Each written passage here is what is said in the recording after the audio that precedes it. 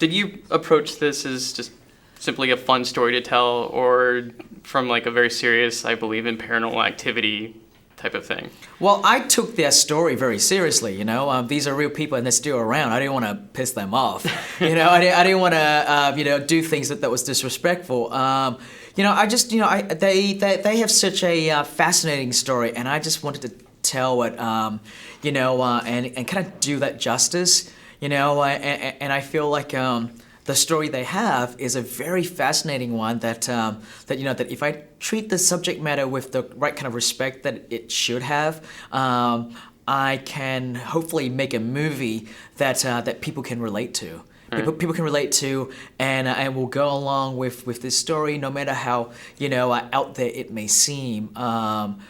But yeah, that was really my goal. Did y'all approach the story as skeptics or believers? And has anything changed since your experience with that? I don't know. I think it's like we're caught in that threshold, like 1 foot in, 1 foot out. But it doesn't matter what we believe, because we to authenticate the performance, and we have to come from their perspective. Right. Yeah, I don't look at it any differently than playing anybody that has a view that, I don't get sort of crowded in my own beliefs when it comes to, because you just don't want it to, I don't know if that's just either playing a good guy or a bad guy. You don't want to have an opinion on him while you're doing it, because it's not really fair. No, and there are days where I believe, and there are days where I'm more skeptical, and I push that skepticism aside because it's not part of the contract. Some days I sense. believed you. Some days I didn't believe you. I'm sorry to bring that up right now. Most days. Nothing for me. Like, I just feel like I just don't know really what to say about the whole matter, Right. And so I don't, in a way. Like, I'm just okay being in the unknown with it, and I came out, in the unknown, and I went in the unknown. Right. Yeah. I think they're the same thing, You can't really classify people as skeptics or believers.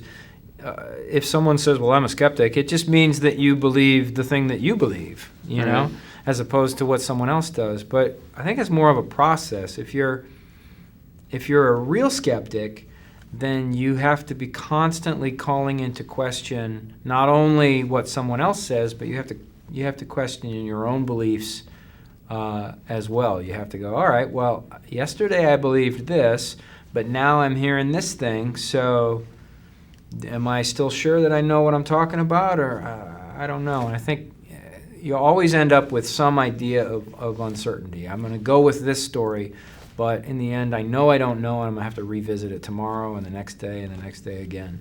What kind of access were you given to the Perron's life to kind of build your characters on? Well, I think the writers were given a ton of access, and I feel like they had everything there that I needed to work on. Do you know what I mean? And I didn't feel like I had to go past what was in the script. All right. Mm-hmm. Because I feel like sometimes that stuff can weigh me down.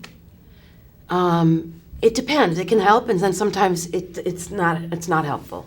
Right. In this case, I don't think it would have been helpful. Yeah, sometimes I feel like when you play real people, you've got the real people here, and you have the audience here, and you're going to tell the story somewhere in the middle. If you're playing Abraham Lincoln, the audience knows Abraham Lincoln, so you gotta come over here and try to get that. But in this one, it's really more about we're creating an experience for the audience.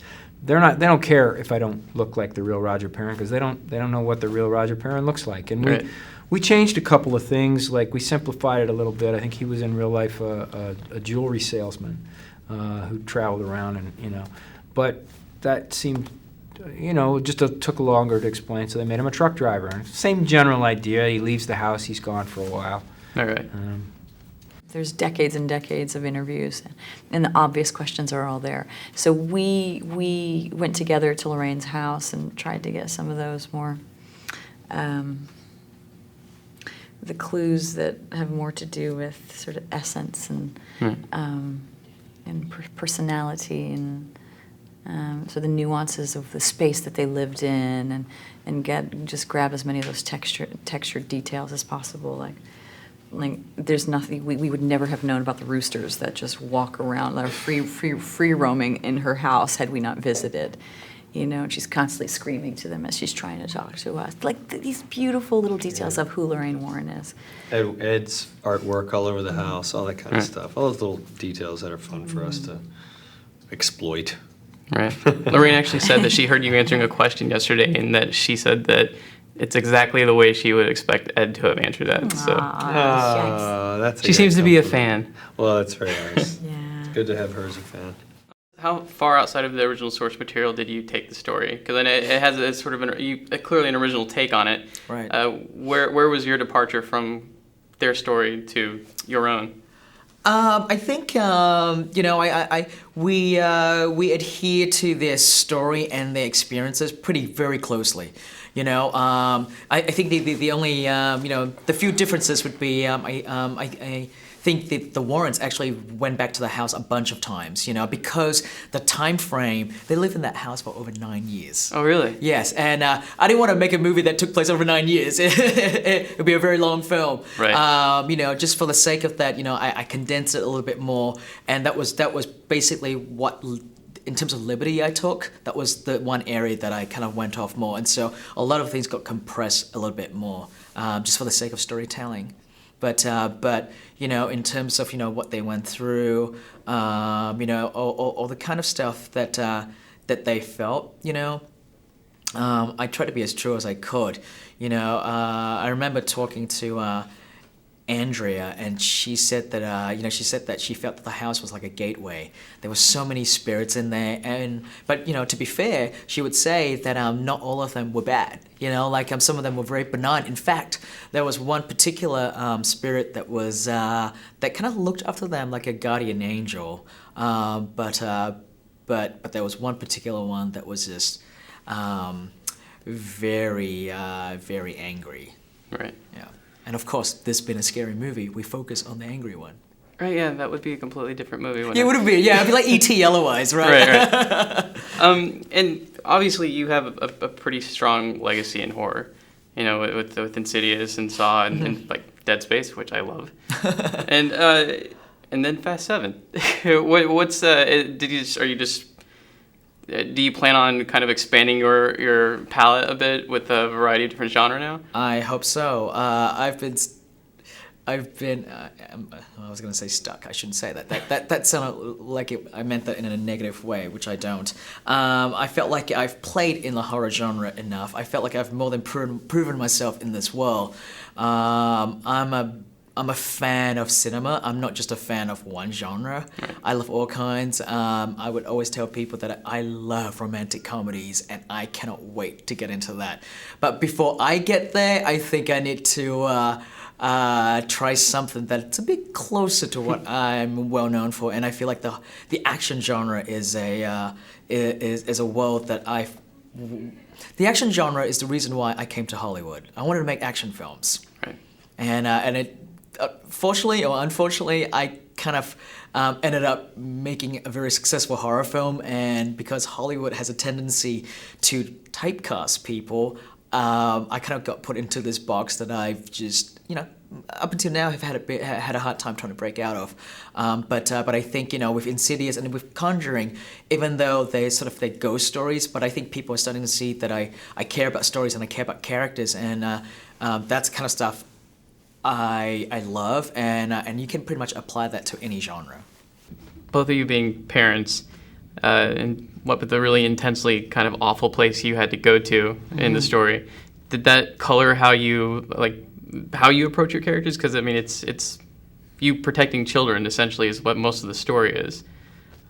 Does being a parent have kind of, again, color how you approach that role?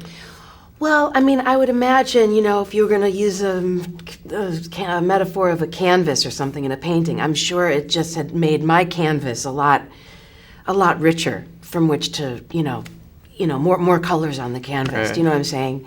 There's just no way it can't be. Just being a parent, as you're discovering 2 months in, it just affects everything. So, yeah. Congratulations on that, by the way. Thank you. It works in reverse, too, because I really had the experience making this movie where, you know, getting to play father to these 5 girls and hang out with them, it makes you kind of realize how fun that would be, you know, and it's definitely something that stuck with me, you know. One of the aspects of the movie I was curious about, Ed seems like a really earnest, moral guy, but he has this room full of all these horrible things in the same house as his daughter. Yeah. Did you think about that Well, at they're all? very quick to. Yeah, that's true. In the movie, we put it in the actual house. In the even though there's like 4 locks on the door. Yeah, in actuality, it's sort of connected to the house via a little passageway. So it really is. Oh, okay. Yeah, in their real house. Yeah. Well, it's like you go And down. there's a passageway? Yeah, there's a passageway. It's like a little hallway. Yeah, I mean. Well, it's interesting because Lorraine will argue that, and she will say, no, it's actually a noble thing. These articles are dangerous, that they're blessed, but they do still possess us. So burning. Oh, your character says that. Maybe I'm confusing you with Lorraine. That burning the vessel. What is it? Burning the vessel? I forget my lines. Anyway. It's been a long time. No, but they do. Yeah, a priest does come by where they say like once a month or so, and actually at the house, there's a priest that lives there with her. Oh, wow. I guarantee you that Lorraine would object and say that it's not a flaw. Like, I might agree with you that it's not the wisest thing to do is to keep it, I wouldn't have argued What? the point with her. No. Yeah, no. Have either of you ever experienced anything that you'd have a difficult time rationally explaining? All the time. Yeah, I mean, I don't understand anything. I literally, I understand nothing. I don't understand anything. I don't understand the nature of matter. I don't understand how gravity works. I don't get any of it. None of it. That makes 2 of us.